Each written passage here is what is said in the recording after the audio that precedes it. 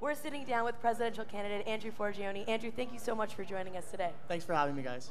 All right, so the first thing that I want to ask you, obviously, is you're currently the Social Science Student Council president. How is that going to help you, and how might it hurt you throughout the campaign process and in the long run?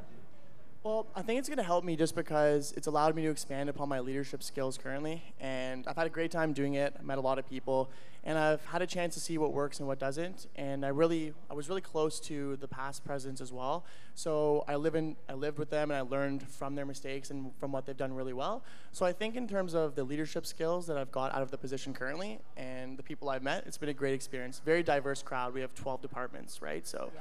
2 from each. And it may hurt me because a lot of the time, my experience comes from that area, so it's difficult for me to always grasp other areas as well. But I made sure that throughout my university experience, I touched upon clubs and I touched upon volunteer. But in the past year, I was really focused on social science and my current position and making sure that everything I did was passionate and I made a lasting impression in social science. So maybe that's the only thing I'd say.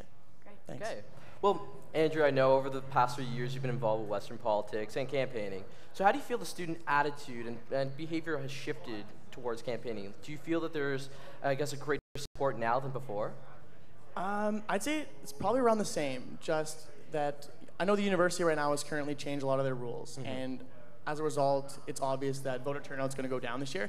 And all 3 of us, candidates I'm talking about, have been struggling, just getting our names out there, and as you can see, personally, we've done a lot of online stuff this year, and it's worked out pretty well. We haven't utilized many other areas because there's so many other restrictions this year within the sign on UC Hill and other areas as well. But in terms of student involvement with the campaigns, I think it's around the same. Every year we find it very difficult for students to relate to these candidates who are sitting on stage, and they're really apathetic, and it's a problem, but it definitely didn't help with all the new rules this year.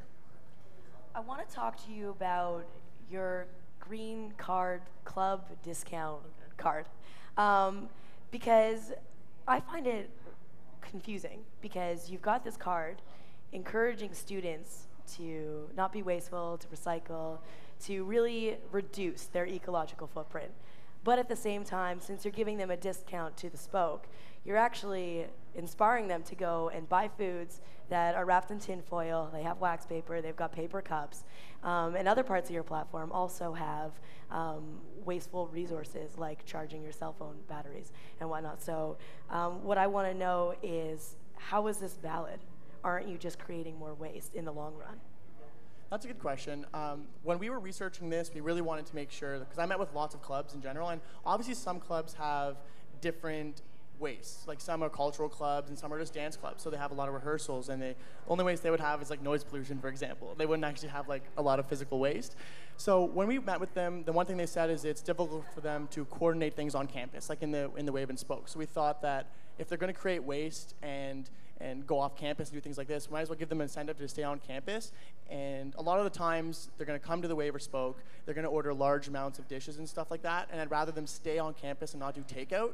And so they actually sit down, they can use cutlery and actual dishes, and support our student-owned services. So I really wanted to give them an incentive, I guess, to stay on campus. But you're right, it's difficult to make sure that these consumers are going to consume respectfully, responsibly, and stuff like that. But all we can do is open up the opportunity for the students to do it themselves. And I think if they stay on campus and utilize the dishes and actual things without having to take out and go to restaurants and things like that, it's the best thing we can do. I'm just trying to give it the opportunities and the incentives to stay on campus. So yeah.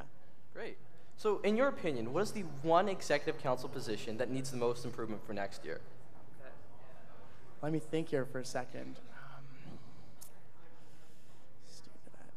In terms of listening from the ground level, a lot of students don't understand what maybe these student events would do other than O Week. And I've just been hearing that a lot with the first years in general, and they do a lot of planning and put a lot of time into O Week in general, but then students don't ever hear a lot of other things. But Justin's doing a great job this year. For example, with the ice rink, he's making sure that his presence is there as well as the USC as a body. So that's personally what I think, just getting the word out there that Western has money and we can do events. Like the USC can actually do a really good event, such as Purple Fest, for example. And I feel that a lot of students disconnect from that aspect of it right after O Week, and they can't really connect with the Vice President's student events after that. But he's doing a great job so far.